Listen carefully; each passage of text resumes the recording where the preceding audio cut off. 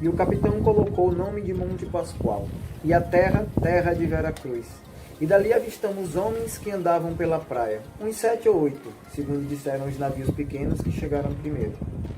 Acudiram pela praia em grupos de 2 ou 3, andando rijamente em direção ao capitão, e logo já estavam lá de 18 a 20 homens. Traziam arcos nas mãos e suas setas. Vinham todos rijamente em direção ao batel. E Nicolau Coelho lhe fez sinal para que pousassem os arcos, e eles os depuseram.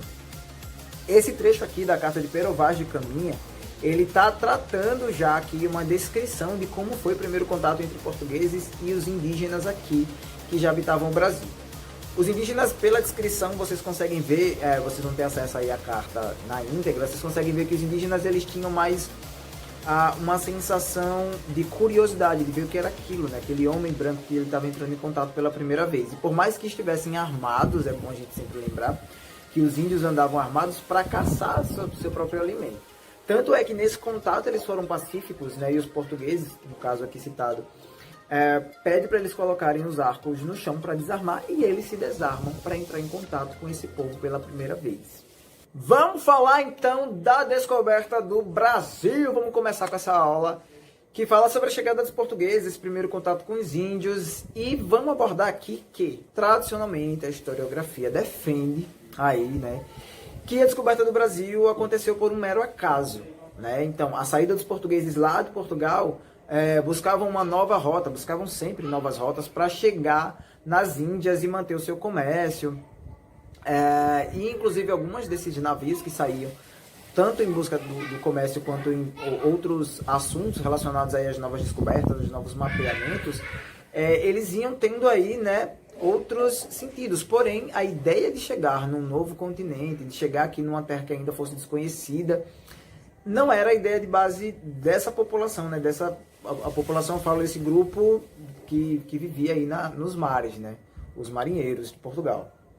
Então essa teoria aí mais popular que a historiografia sempre leva em consideração é que, né, Pedro Álvares Cabral saiu com a intenção de ir para as Índias, né, para fazer aquele comércio das especiarias, teve um acidente ali relacionado às condições climáticas e ele acabou perdendo a rota, ficou à deriva aí no mar, e depois desse acidente natural ele chega aqui na América do Sul, aqui no Brasil, né, diretamente. Porém, a gente tem que prestar atenção em duas coisas. Em 1492, o restante da América, a parte lá que de hoje se desenvolve nos Estados Unidos, foi descoberto pela Espanha. Em 1493, já tinha sido assinado um contrato, um acordo, né, entre Portugal e Espanha, chamado de Bula Intercoeteira. Vai para os erros, essa vai deixar aí nos erros. E esse acordo, né, dizia ali que uma determinada região dessas novas terras, ou do planeta inteiro, na verdade, porque era tido como uma delimitação do globo inteiro, né, uma determinada região do planeta poderia ser desbravada por espanhóis, enquanto outra determinada região do planeta deveria ser desbravada por portugueses. A gente já falou sobre esse acordo, a gente já falou da treta que deu, né, porque o Papa, o membro da igreja, na época que assina a Bula Intercoeteira, ele é espanhol, então obviamente ele estaria defendendo os interesses dos espanhóis ali na assinatura desse acordo entre Portugal e Espanha. Dá toda uma treta aí um pouquinho mais para frente, né? Em 1496 é assinado então o Tratado de Tordesilhas, e aí ele delimitava certinho que, mirando ali a partir da ilha de Cabo Verde, na África, um lado pertenceria à Espanha, o outro lado pertenceria a Portugal, para fazer ali os seus desbravamentos, as suas novas ocupações. Então, baseado nesses pontos que eu destaquei aqui para vocês, né, que já existiam acordos, já existia sim uma ideia de terras ainda a serem desbravadas, terras que ainda não estavam conquistadas, pelo menos não pelo povo europeu, existiam. Então, baseado nisso, alguns historiadores determinam esse movimento, né, que acontecia com a chegada dos portugueses aqui de outras formas, como achamento, invasão, ocupação. Porém, o que a gente vai adotar aqui, né, o que o próprio livro de vocês adota, é o termo descobrimento. Então, a gente vai adotar aqui que em 1500 houve o descobrimento do Brasil, adotando aí essa visão mais tradicional da gente falar sobre o assunto, certo? Começamos o vídeo hoje aqui falando justamente sobre, eu lendo ali um trechinho bem curto, da carta de Pero Vaz de Caminha. Essa carta de Pero Vaz de Caminha mostra todo o contentamento, né, das naus portuguesas ao acharem a terra pelas riquezas valiosas, assim, as riquezas naturais que eram muito valiosas que tinham na região, mas também mostra o estranhamento destes com o povo que já habitava aqui.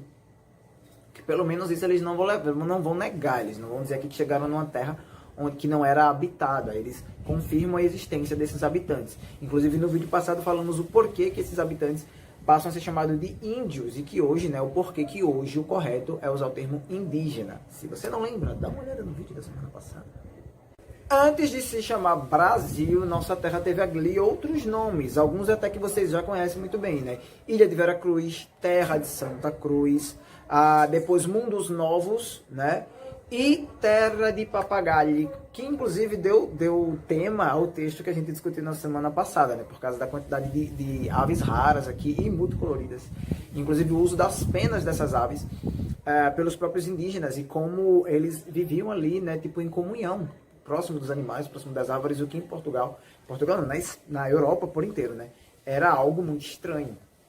Eu sei que a gente já falou em pelo menos 2 aulas, 2 temas passados, mas é sempre importante lembrar para vocês que todo o território brasileiro já estava ocupado, né? Vamos desmistificar essa ideia de que existiam alguns índios vivendo no Brasil com a chegada dos portugueses, que os portugueses desbravaram, foram lá e ocuparam o interior do Brasil. Não.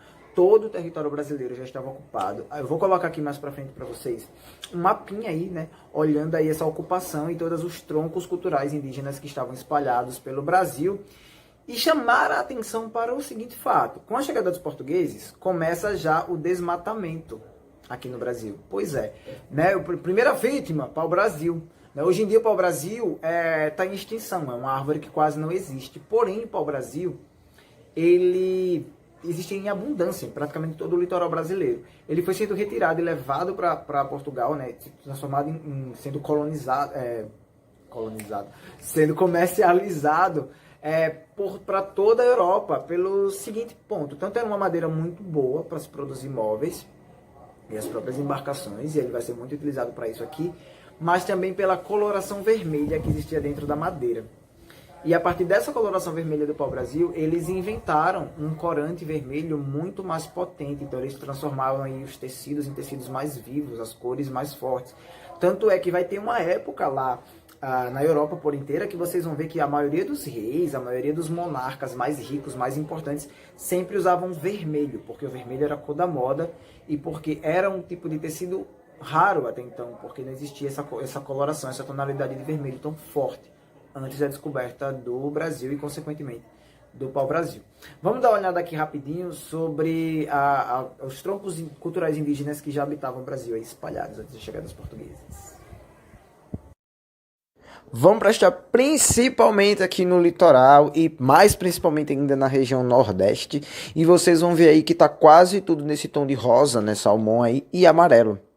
Isso significa que na região nordeste, a maior parte dos troncos culturais ali era formado pelo tronco tupi-guarani, representado aí por essa cor salmão, e pelo G, representado pela cor amarela, ou seja, né, esses são os povos aqui que são a base da cultura e da existência indígena na região nordeste. A presença, né, dos nossos queridos portugueses aqui no Brasil, acho que no desenvolvimento de toda a sociedade brasileira, né, fazendo uma análise aí dos 500 anos de existência do Brasil, isso, né, lá quando o Brasil fez 500 anos, foi feita uma análise e foi visto que cerca de 93% da Mata Atlântica do Brasil tinha sido devastada até aquela época, para vocês terem uma noção do quanto, né, foi perdido aí de natureza, né, quanto a natureza foi prejudicada aqui no Brasil ao longo da sua história. 93%, é muita coisa, gente. Esse vídeo termina aqui com essa mensagem, mas que, né, para o pessoal se dar uma conscientizada. E a partir do próximo aula, a gente vai ver como foi o período pré-colonial, como o Brasil começou a ser ocupado pelos portugueses e o que foi sendo desenvolvido aqui, como técnica de agricultura, como ocupação do espaço, contato com os indígenas que vai deixar de ser tão pacífico assim, e como é que toda essa história começa, essa história que é a nossa história hoje, começa a se desenhar ali na sua base, ali no seu inicinho. certo? Qualquer dúvida, mesmo processo de sempre, deixe seu comentário aqui embaixo, eu volto, eu leio, e se tiver dúvida, eu venho aqui e tiro dúvida para vocês, certo? Até a próxima aula e tchau!